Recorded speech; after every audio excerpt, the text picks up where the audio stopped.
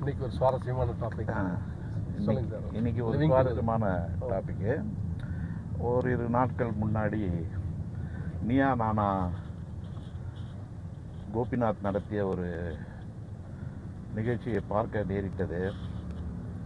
அந்த நிகழ்ச்சியில் living together என்ற கலாச்சார சீரழிவு நாடகத்தை நிறைய கல்யாணமாகாத நண்பர்களும் நண்பிகளும் அதை சப்போர்ட் செய்து, அதாவது லிவிங் டுகெதர் தான் பெஸ்ட் மெத்தட் ஆஃப் லைஃப்ன்ற மாதிரி எல்லாரும் பேசுகிறாங்க. எனக்கு ஆச்சரியமான ஒரு விஷயம் என்னென்னா, தமிழர்கள் பண்பாடு, திருமண முறை, கந்தர்வ கல்யாணம், என்னென்ன கல்யாணமும் இருக்குது, நிறைய மாடல். சோழர் காலத்தில் கல்யாண முறைகள்லாம் சீரும் சிறப்புமாக ஏற்பட்டு தமிழர் நாகரிகம், சோழர் நாகரிகத்தை ஒட்டி தான் இந்த திருமண வைபவங்கள்லாம் நடந்து வருது. அதே போல் திருமணம், கடவுள்கள் திருமணமும் அதே மாதிரி தான் நிச்சயிக்கப்பட்டு கடவுள்கள் திருமணமும் சிறப்பாக நடைபெற்றது. அது எல்லாம் ஊரை கூட்டி தாம்பூலம் வச்சு எல்லாரையும் அழைச்சி எதுக்கு திருமணம் பண்ணுறாங்கன்ற ஒரு கொஸ்டினே இவங்க எல்லாம் எழுப்புறாங்க.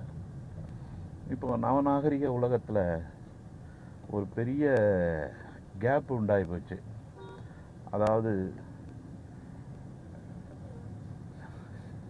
சீரழிவுக்கும் சீர்திருத்தத்துக்கும் ஒரு பெரிய கேப் வருது. பல விஷயங்கள், பல செய்திகள் இப்பொழுது செய்தித்தாளில் வரும் விஷயங்களை பார்க்கும்போது அடிக்கடி இந்த கொலைகள், தற்கொலைகள், அப்புறம் டைவர்ஸ்,